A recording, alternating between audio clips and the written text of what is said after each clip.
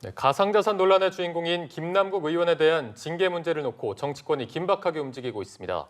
어제 국민의힘에 이어 오늘은 더불어민주당이 윤리특별위원회에 김 의원을 제소하겠다고 밝혔는데요. 네, 먼저 국회 취재기자 연결해서 알아보겠습니다. 장교인 기자.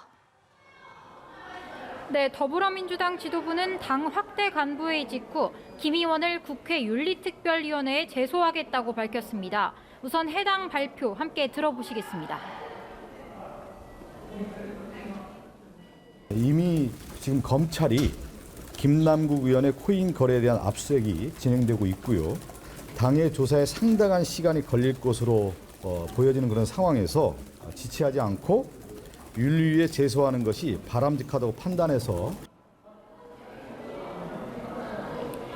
지도부의 늦장 대응에 대한 당 안팎의 비난이 거센 상황에서 결국 한 발 물러선 걸로 보입니다. 이어 여야는 윤리특별위원회 전체 회의를 열고 김 의원의 징계를 논의하기로 했습니다. 회의에서는 여야 간 입장차를 확인했는데요. 국민의힘은 여야가 징계안을 공동 발의해 숙려기관과 윤리심사자문위원회 절차 없이 본회의로 직상 정하자고 주장했지만 민주당은 법 절차를 뛰어넘으면 안 된다는 입장을 보였습니다. 국민의힘은 징계안을 아예 의원직 제명안으로 올리자고도 주장했습니다. 한편 오늘 정무위원회에서는 국회의원의 가상자산 보유 내역을 자진 신고하는 내용의 결의안이 가결됐습니다. 당초 정무위 소속 의원들을 대상으로 하려 했지만 논의 끝에 전체 의원으로 범위를 넓혔습니다. 여야 공방이 치열한 상황에서 결의안을 두는데 뜻이 통한 건데 각 당 지도부가 수용할지는 더 지켜봐야 합니다.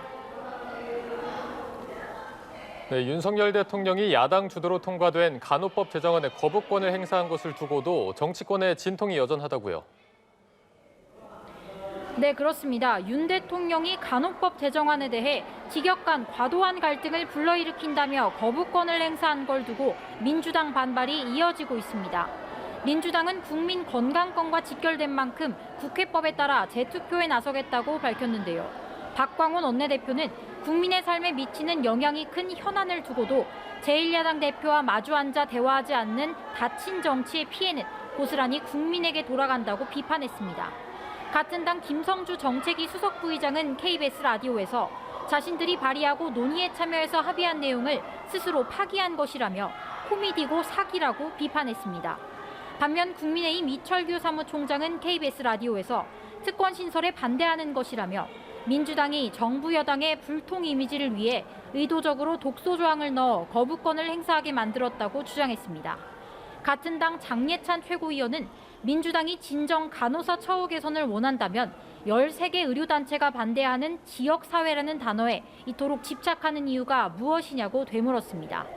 대통령이 거부권을 행사한 법안을 다시 의결하려면 출석의원 3분의 2가 찬성해야 하는데 115석을 차지한 국민의힘 전체가 반대하면 부결됩니다. 지금까지 국회에서 전해드렸습니다.